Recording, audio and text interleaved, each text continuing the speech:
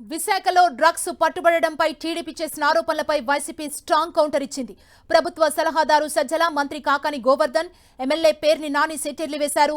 చంద్రబాబుకు చాలా దగ్గర వ్యక్తులే డ్రగ్స్ దందాకు పాల్పడుతుంటే వైసీపీ ప్రభుత్వంపై విషం చిమ్మే ప్రయత్నం చేస్తున్నారని మండిపడ్డారు. అసలు దొంగలెవరో ప్రజలు గమనిస్తున్నారన్నారు. ఇప్పుడు ఈ డ్రగ్స్కు సంబంధించినంత వరకు వచ్చి పడింది అక్కడికి వైజాగ్లో ఒక భారీ సినిమా తరహాలో సినిమా ఫ్యాక్టరీలో అది బయటకు వచ్చింది, పట్టుబడింది. CBI central intelligence central government చెందిన సిబిఐ దాన్ని పట్టుకుంది.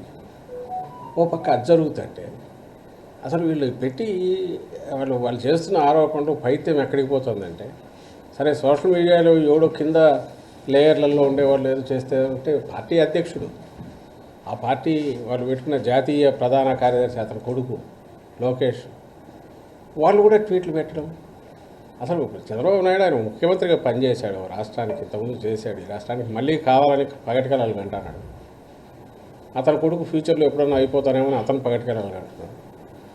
ఆ బుద్ధి ఎంత ఉండాలి, కొంత ఇంగితం ఉండాలి కదా. ఏం మాట్లాడుతున్నాము, ఏ స్థాయి వ్యక్తులము, మాట్లాడే ముందు మా స్థాయి కన్నా ఇది సరిపోతుందా, ఫ్యాక్ట్స్ ఏంటి, ఫ్యాక్ట్స్ లేదు మాట్లాడకూడదు అనే కనీస జ్ఞానం, కనీసం ఇంగితం అన్నా ఉండాలిగా.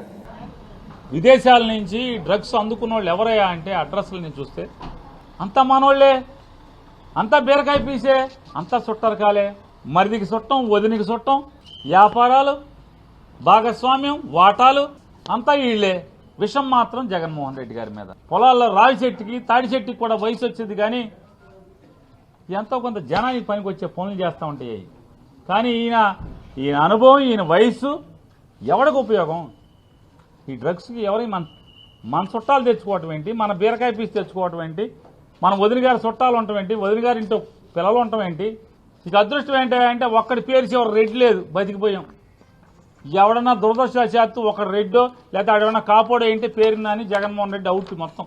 ఈరోజు ఏ విధంగా తయారైంది? టీడీపీ వాళ్ళకి సంబంధించినటువంటి వ్యక్తులు ఈరోజు ఏదో ఆ డ్రగ్స్ కంటైనర్ దొరికితే పొద్దున నిద్రలేచ్చే సమయానికి అందరికన్నా ముందు వాళ్ళకి సంబంధం లేనట్టుగా, ఈ ప్రభుత్వానికి సంబంధం ఉన్నట్టుగా పోస్టర్లని పెట్టారు. ఆ పోస్టింగ్లన్నీ చూసిన తర్వాత అసలు ఈ క్యాండిడేట్లు ఎవరు అని చెప్పి ఆరాధిస్తే వాళ్ళంతా ఈయనకి అత్యంత ఆప్తులు చంద్రబాబు నాయుడు గారికి, లోకేష్కి అని చెప్తే ఈ రోజు మరలా రకరకాలైనటువంటి వాటిని మార్చి మాట్లాడుతున్నారు. అందుకని మీకు అలవాటు, మీరు చేసేటువంటి దొంగ పనులు, మీరు చేసేటువంటి అవినీతి, మీరు చేసేటువంటి అక్రమాలు, దొంగ అన్నట్టుగా మనం ముందుగా మాట్లాడేస్తే బాగుంటుందని చెప్పని